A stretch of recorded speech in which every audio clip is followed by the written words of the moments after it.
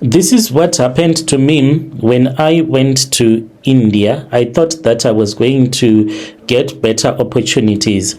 I want you to use your platform so that other people, they can be very careful. If you are looking for a job in another country, you need to be aware of what is happening on Facebook. You will end up in a place where they are going to force you into prostitution, even if you do not want. I thought that I would end up in Dubai, but I was used as a prostitute in India. Brother Nashi, please keep my identity completely hidden. I am a Zimbabwean woman. I am aged 28 years old. I am currently staying and working here in South Africa. I want to thank the family that took me back in after I had ran away from the workplace and I left them desperate. They were looking for someone to look after their child, and I ran away and I started working at a restaurant.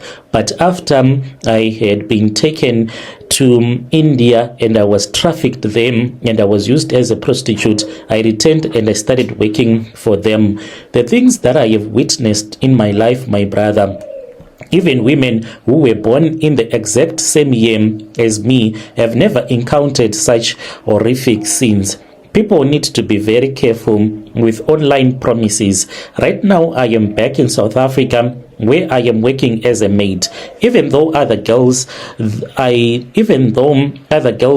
traveled and I saw there in India, I don't know if they are still alive or what, but I pray for their health and wellness each and every day. I want to thank God that I managed to get my life back together, and I am staying here in South Africa and I have kept my job. What happened to me in India? I thought that I was going to die. One might ask me, how did you leave South Africa and why did you go to India in the first place? Obviously, I thought that I was going to work in a luxury hotel in Dubai, only to end up working in an illegal clothes factory. You see those clothes that you buy in Joburg downtown, if you know the places where those clothes are being made, you will never buy them. You see the fake clothes that they are selling, some of them they even make it in India, and I was forced to make those clothes, and they said that I had to pay the money that I was owing them. It all started back when I was working at a local restaurant here in South Africa. My life was already hard. The man that was the manager at that restaurant, he was extremely abusive. He was constantly swearing at us, calling us stupid, and he treated us like we were baboons. If he walked past and he saw you standing for 2 seconds, you are resting your legs, he will say, why are you standing there like a baboon, like an idiot? If business was slow on that day and there were not a lot of customers in the restaurant, you would act as if it was your fault, as if you were the one that were driving people away from the restaurant. It was not a nice environment. It was very toxic. You would hate going to work on a daily basis. So opposite the restaurant where I was working, there I met a South African girl. She was staying in Joburg as well, but she spoke Sotho. So she was the one that I could communicate with, because when I came to South Africa, I stayed in Limpopo for a long time, so I understand Sotho very well. Zulu, it is very hard for me to learn it. So I've been staying around people that speak Sotho for the longest time. So we would talk. Later on, she then told me that she found a job opportunity on Facebook. She said that she was leaving Gauteng, returning back to Limpopo. She would leave then for South Korea, where she had gotten a job to work in a hotel as a manager there. She was so excited. Eventually, she packed her bags and she left. Unfortunately, I lost all communication with him after she landed in Asia, but we just heard that she was doing very well. She was working indeed as a manager in that country. And seeing someone live and uplift herself, it can plant a strong seed of desperation in your mind. I wanted so badly to leave Africa behind, to go work abroad where I could earn good money and send it back home to my family. I was really desperate. That was when I joined a Facebook group that was called Zimbabweans in South Africa. If you go to that group, it is filled with all kinds of posts that you can think of.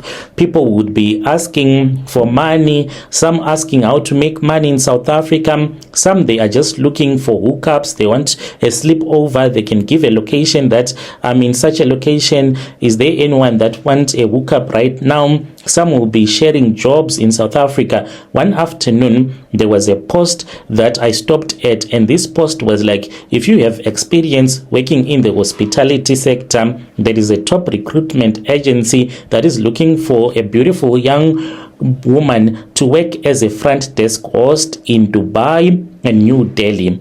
My heart, it skipped a bit. I immediately reached out to the guy who had posted it. He just sounded like a normal guy who was running a Facebook business, but looking back, I think that this man, he works with these international syndicates to make African women go to those Asian countries. He told me that he could connect me directly with the agent, but he needed 800. And I said, 800 rand for what? He said that it is a finder's fee, and I was supposed to give him so that he can give me the contact details so that I can get an interview.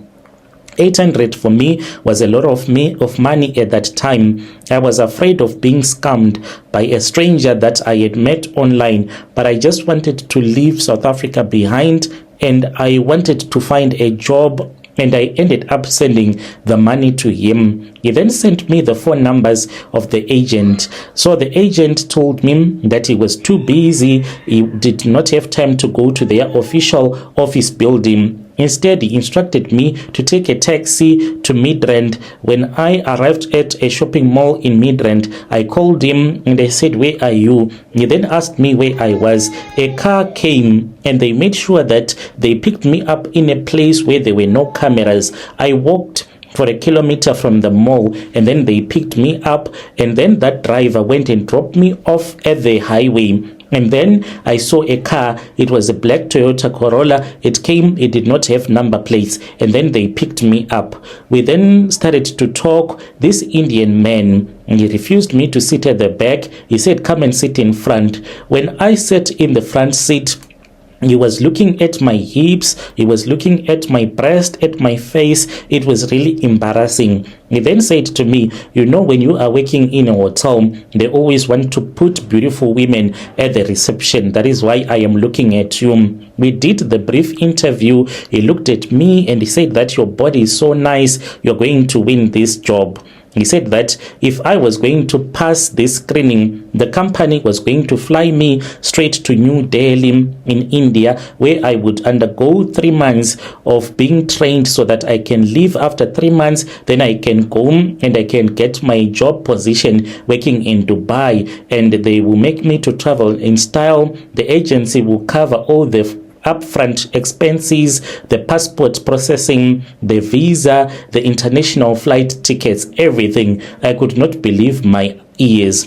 It sounded like it was a miracle, because at that time I had even done a 3-day prayer and fasting when I went to see that Indian man, saying that, "God, this is the opportunity of a lifetime."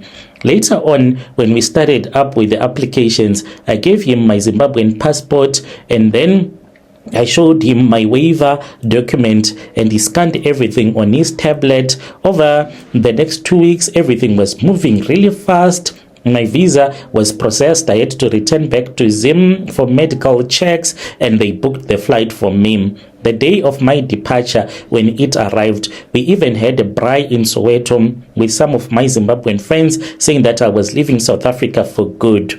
When we were at the airport, there was another guy who said that he was a flight coordinator, and he said that he was going to handle everything. As someone that had never been on an aeroplane before, I did not even care. All that I wanted was to just go and make money in another country. He said to me, "Due to strict international company policy and travel insurance regulation, your passport is supposed to be sealed in this diplomatic whatever." And I said, "Whatever that you want."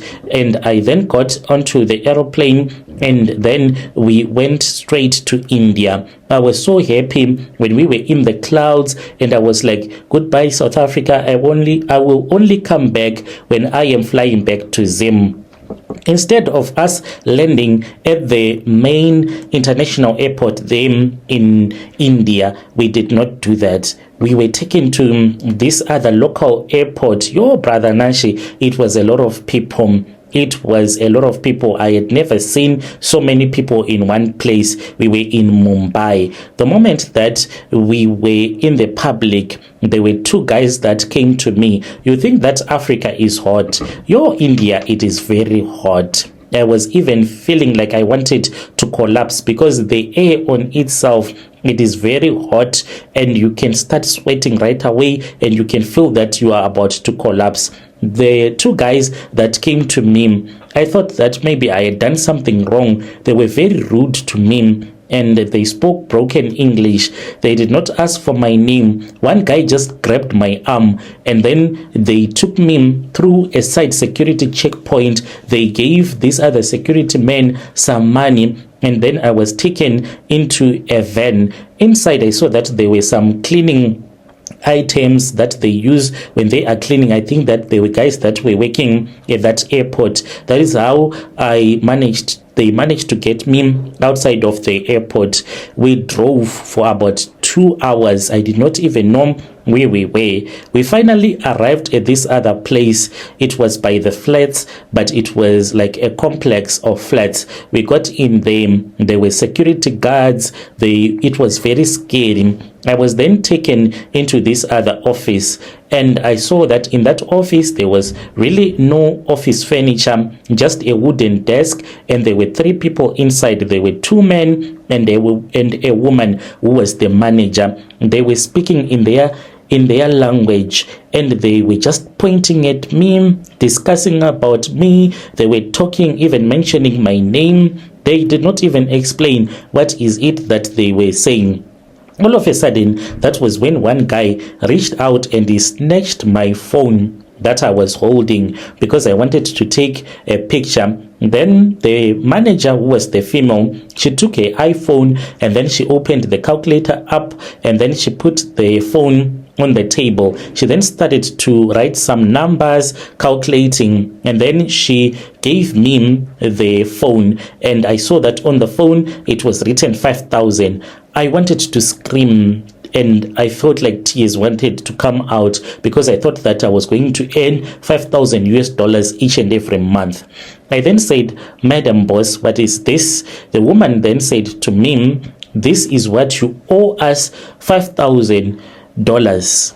Brother Nashi, she said that it is about 90,000 South African rands since they had been paying everything for me in South Africa. So what these people do, they transfer you from your country and then they take you to their country. You will work for the money that they claim you owe them, interest on top."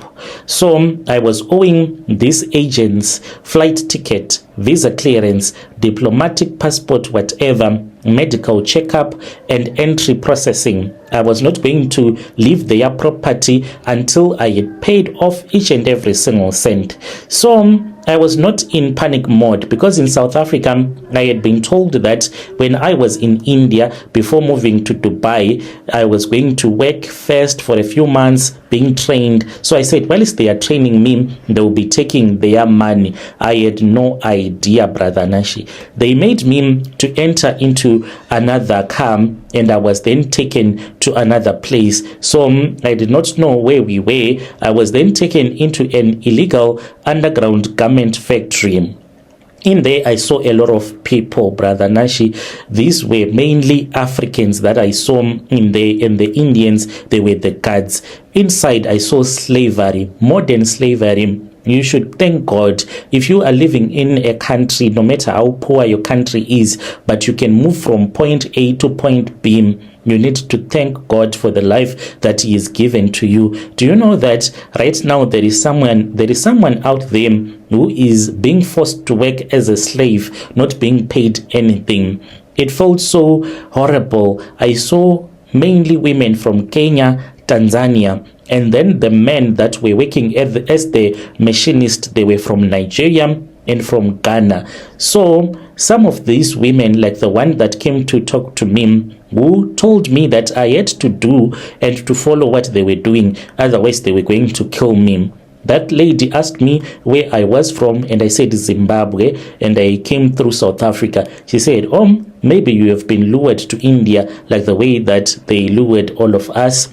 How did you come here? And I said they promised me a hotel job, and she said the same as me. I thought that I was going to be working in hospitality. Now I am working to pay off the money that these people want. Then the guys from Nigeria, some from Ghana, they actually came to India thinking that they will start to play soccer there in India. They will get sporting contracts. They will move to Dubai to play football in Dubai, only to be locked inside of that factory. We started to work. If you think that you work very hard, if you go there, you will see that people, they are working. We were forced to work 20-hour shift. You would only rest for 4 hours a day.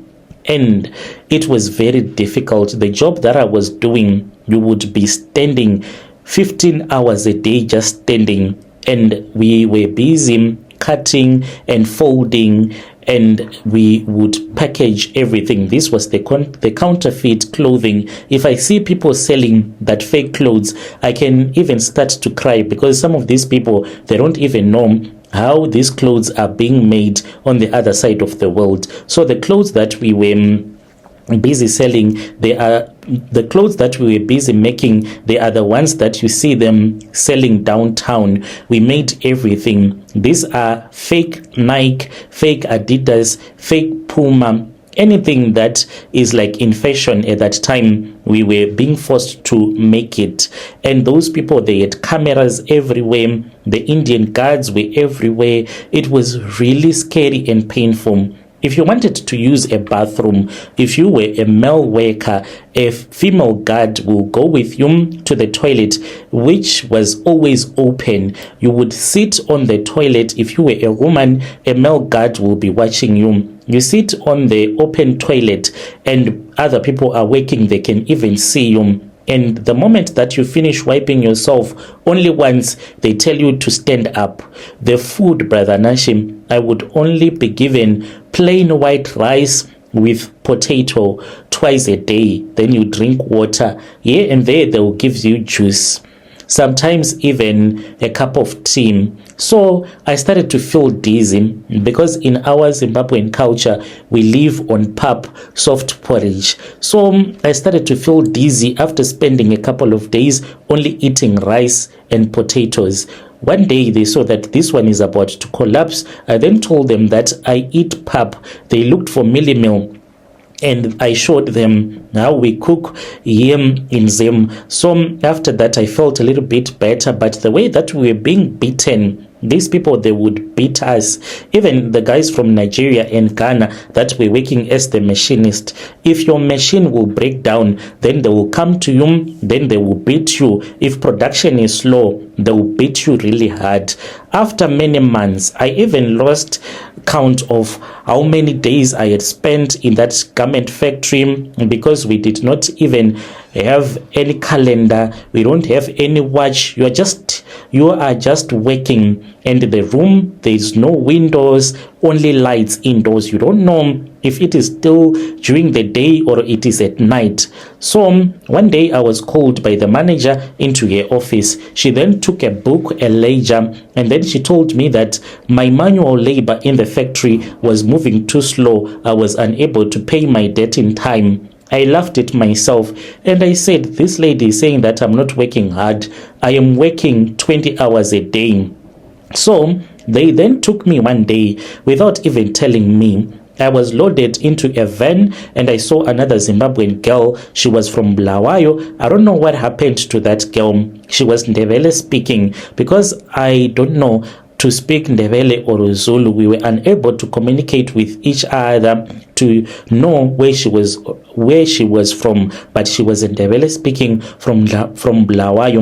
We struggled to communicate. She did not know how to communicate in English. We were then taken into another area, but it was in the rural areas. There was an Indian boy that was about to get married. He did not have any experience to sleep with women. We were forced to prostitute ourselves with that man as he was exploring our bodies. They were teaching him how to touch a woman, how to romance a woman, how to sleep with a woman. It was really humiliating. Then we were taken to the house where they were keeping women from the factory whom they considered to be beautiful, those that they considered to be ugly, especially if you are really dark-skinned like the Indian men. They don't love you. They want women that are light-skinned if they are African. So the house was a little bit better. I then met this other Nigerian woman. She was very beautiful. I have never met a woman that was as beautiful as that Nigerian girl was. She then started to talk with me. I was also friendly with him. She was also a prostitute who was paying off for the money that she was owing her Indian blesser. She told me that she met a wealthy Nigerian guy on Instagram who wanted to grow her page. This guy then later said that he was too busy for him and headed over to another Indian blesser. The Indian blesser then asked him how she wanted to grow her page. She said that she wanted to look more beautiful and perfect, so she wanted to do a cosmetic surgery, uplift her nose, as well as to do her lips so that they can look beautiful, and a BBL and breast enhancement. She wanted to go to Mexico, but the blesser then said, come to India. I just can't send money over the internet. And then she landed in India. When she came to India, then that was when they did the procedures, and she was told that she was owing her blesser a lot of money. They took her phone, they took everything, and now she was living there in the brothel with other women that were selling their bodies. So we were busy there, and what really hurt me was that there was another Zimbabwean girl. She was saying that she came to India, she was studying at a university, she fell into drug addiction, and she ended up becoming a prostitute in India. So they would control us, but they did not beat us because they did not want our bodies to have some damage. Per day, they would allow us to do a 2-minute video call with any of your chosen relative. So before they turned the camera, because they will put the phone on a tripod, and then the guards will force you to fix your hair, put on lip gloss, and to smile for the camera. And if you wanted to say something that would like give away what was happening, you know what they did? They would go to the factory and take a woman whom they considered to be ugly. Then they would come and then they will start to beat that woman in front of you while she was naked, yet she was innocent. She did not even do anything. Brother Nashi, these people, they even had a choking gun, that one that uses electricity. I once dated a guy in Limpopo who drove a truck. He used to transport some cattle. So there were times when I would move with him, he would stop the truck and he would say that the cattle, they have moved all to the one side of the truck, it can tip over. He had this other gun that had electricity. He will just shock the cattle. It looks like a baton stick. That was the one that those Indian guards always had at all the times, and then they would shock the woman in front of you, pouring water on her. And the next time that you'll be on a video call, because of that guilty feeling that another human being is suffering because you are not listening to the instructions, when you are on a video call, you will know how to act properly. And I would lie and force a smile and say, Mama, India is so beautiful, we are waiting, we are being trained, very soon I am going to Dubai. Every day I would sleep with different men. So there was a guy who had a nice job. He was a little bit rich. He liked me quite a lot. He would come. He did not even know that we were working as sex slaves, because they would dress us in nice clothes. The rooms that we were using, they were so nice. So the guys there, they don't know that this one is a sex slave, this one is not. One afternoon, he was on top of me, and then I started to cry. He then asked me, his English was not so good. He was just like, why cry? Why you cry? So, due to lack of communication, I just pointed at the dorm trying to make a sign that I was a slave, making a sign of handcuffs around my hand. I even took his shoelaces and then I showed him that I was a slave. He was surprised because he thought that I was a prostitute from Africa and I was enjoying my job, and he said that he was paying my bosses a lot of money for the services. The next time that he came, then he just gave me his phone and he said, fast. So I wrote the number of my mother on his WhatsApp and I spoke with my mom. She was not on WhatsApp at that time. She had spent several days without logging in onto WhatsApp, and I did a voice note and I said, Mom, I am working as a slave here in India. Please find someone that can rescue me. And that guy, he took his phone and he went away. So one day, I did not know that my mother had already organized and had contacted this other NGO who helped other people in India that were looking for people that have been trafficked from their countries. It was 2 weeks later. In the morning, we would wake up and then they would make us to bath. They would give us this nice smelling oil whilst we were waiting for the customers to come and sleep with us. Then we had people shouting at the gate. Those guys, they started to run away, and the police, they came and they asked us what was happening. We told them that we were being forced, and we showed them the rooms that we were sleeping with the customers. So we were rescued. We were then taken to a government shelter where we met other young Indian girls, some as young as 11, that were being used as sex slaves again. We were then returned back to our countries through deportation. I came to Zim. I cried so hard once we were in Zim. I then went back home to my mom. My mother, she knew this story. She was heartbroken. Brother, in Zim, you know that life is very difficult. I stayed with my mom until there was no more food in the house.